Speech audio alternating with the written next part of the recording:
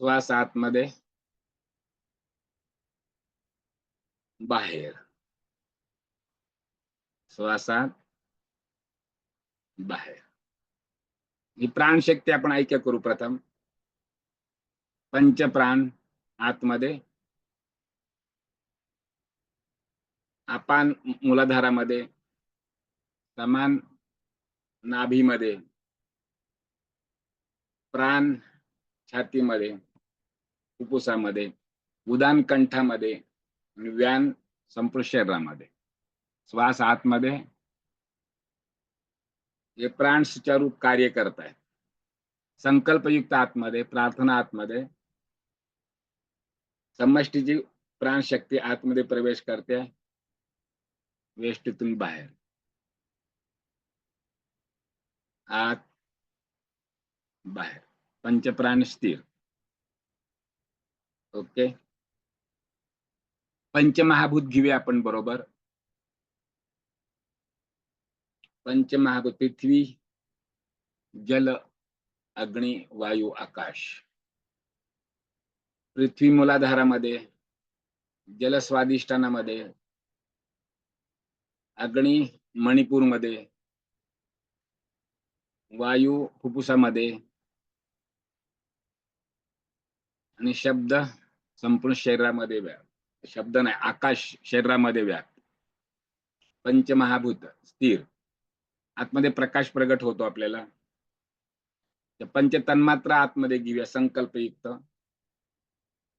गंध तन्मात्रा मूलाधारामध्ये, रस स्वादिष्ठानामध्ये, रूप मणिपूरमध्ये, स्पर्श अनाहतामध्ये आणि शब्द कंठामध्ये. पंचतन्मात्रा समाहित.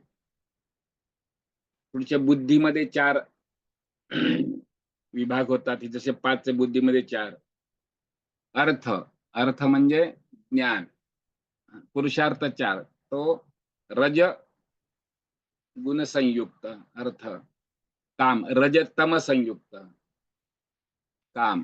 धर्म, रज आणि सत्व संयुक्त. तिन्ही ठिकाणी रज म्हणजे मन आहे.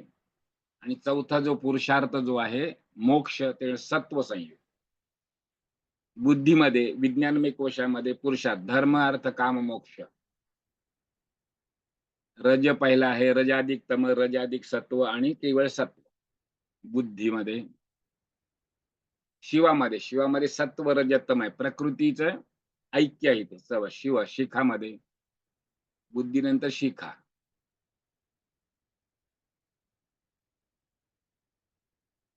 आपण असं करू शकतो की आज्ञाचक्रामध्ये संपूर्ण रज, बुद्धी, बुद्धी केंद्रामध्ये मध्ये, आणि तम म्हणजे शिवामध्ये 3 मस्ते. प्रथम मस्ती, द्वितीय मस्ती, तृतीय. प्रथम मस्ती विचार.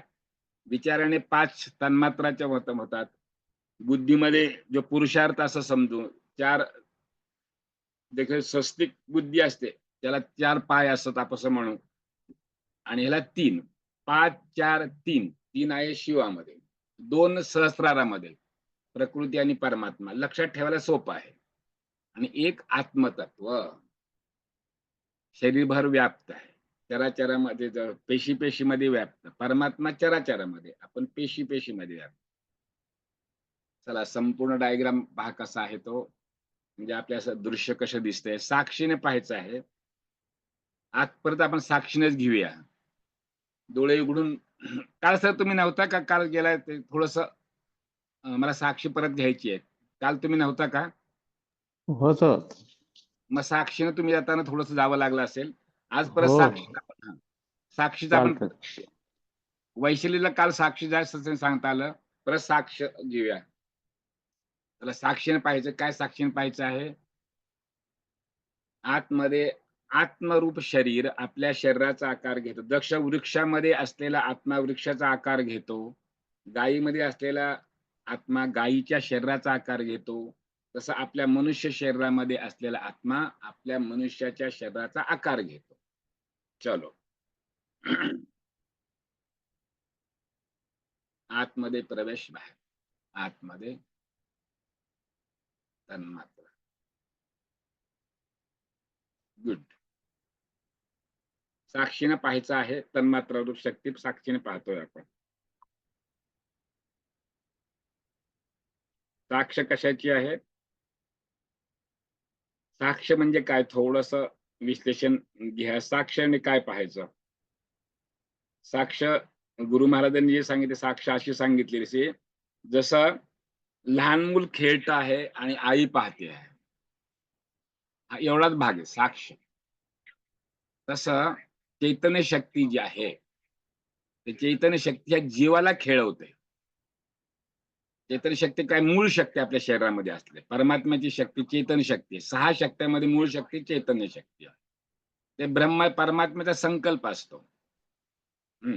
ते चैतन्य शक्तीचा भाग आपण आत्म्यात साक्षीने पाहतो. चैतन्य शक्ती शरीर व्याप्त आहे, पण ती चैतन्य शक्तीचं स्थान जेव्हा आत्म्या ठिकाणी जे असतं, मग आत्म्याने आज्ञाचक्रातनं पाहायचं असा भाग. तसं कुठून पाहू शकतो आपण? जास्तीत जास्त आज्ञाचक्रात आपलं एक स्थान ठेवलं, पिंड ब्रह्माच्या ठिकाणी आत्मा साक्षीने पाहतो. साक्षात्कार जे होतो तो या स्वरूपामध्ये आपल्याला पाहायचा. काय पाहतो आपण? संपूर्ण शरीर व्याप्त प्रकाशमान आपलं शरीर आत्म्याने काय केलंय? आत्मा त्यातून प्रगट होत. चलो, तर पुढचा भाग जो आहे तो करूया. पुढचा काय? आता काल काल आपण काय, डोळे उघडेच आहेत आपले. साक्षीने पाहायचे, डोळे उघडेच आहेत. प्रॅक्टिस करूया आपण. दोघं तिघं असले मग आणखीन जरा बऱ्यापैकी होईल. पुढचा भाग आहे साक्षीत्वाचा. काय आहे आपल्याला? की आपल्याला अजपा करायचा. अजपा. तो अजपा आपण काय करणार आहे? आतमध्ये 5 श्वास, आतमध्ये कुंभक, बाहेर 5 कुंभक, आतमध्ये 5. आता आणखी आपल्याला वेगवेगळे प्रयोग करता येतील साक्षीत्वाचे. श्वास आतमध्ये जाताना पाहतो आहे. डोळे उघडे राहू दे, विचार येऊ दे, काय आले तरी, पण आपल्याला मूळ लक्ष संकल्प, मी बोलतोय त्याप्रमाणे, मी बोलतोय माझ्याप्रमाणे होतंय, मी बोलतोय. बाहेर 5, आत 5, आत 4, बाहेर 4. श्वासाची लांबी, आत 3, बाहेर 3, आत 2, बाहेर 2, आत 1, बाहेर 1. डोळे बंद नाही करायचे. आत अर्धा, बाहेर अर्धा, आत 0, बाहेर 0, आत बाहेर 0. आता हे वरती खाली घ्यायची. गुड. अजय चालू झालाय माझा. तुमचा चालू झालाय का बघा. म्हणजे वरती खाली आज्ञाचक्रामध्ये आपल्याला काय चाललंय? स्पंदन असा शब्द वापर. भान, त्याला दुसरा संवेदना शब्द काही आपण वापर. चला आता पुढे आपल्याला जायचंय कुठं?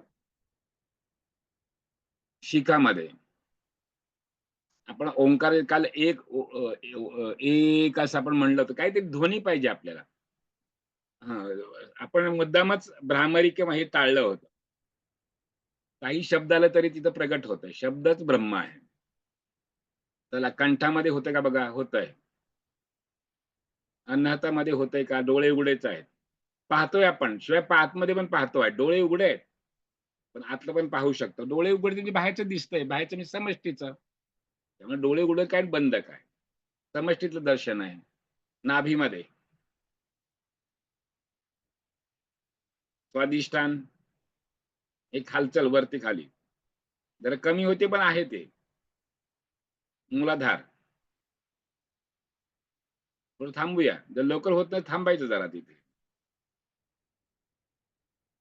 ओके. त्याला गुडघे होतंय. पायाचे तळवे. येस. तळव्यात पटकन होतंय. आता पुढचा भाग जो आहे, पायाचे तळवे, ते आता काय नाडीजाल पाहायचं.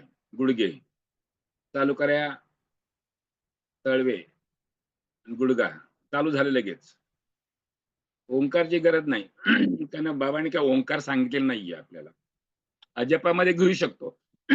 पण चक्रलय, तत्वलयमध्ये आपल्या ओंकार नाही. फक्त वो अजपा को घुमाना है. फिरवायच्या तिथे. गुड. चलो अभी गुडघा ते मूलाधार, कंबर म्हणा, काही म्हणा, ते सगळे जॉईंट्स चालू, लगेच चालू होतं. एवढा अभ्यास आपला ताबडतोब होतोय. आतमध्ये थोडं सूक्ष्म जरी डोळे उघडे ठेवून जरी सूक्ष्म बघितलं,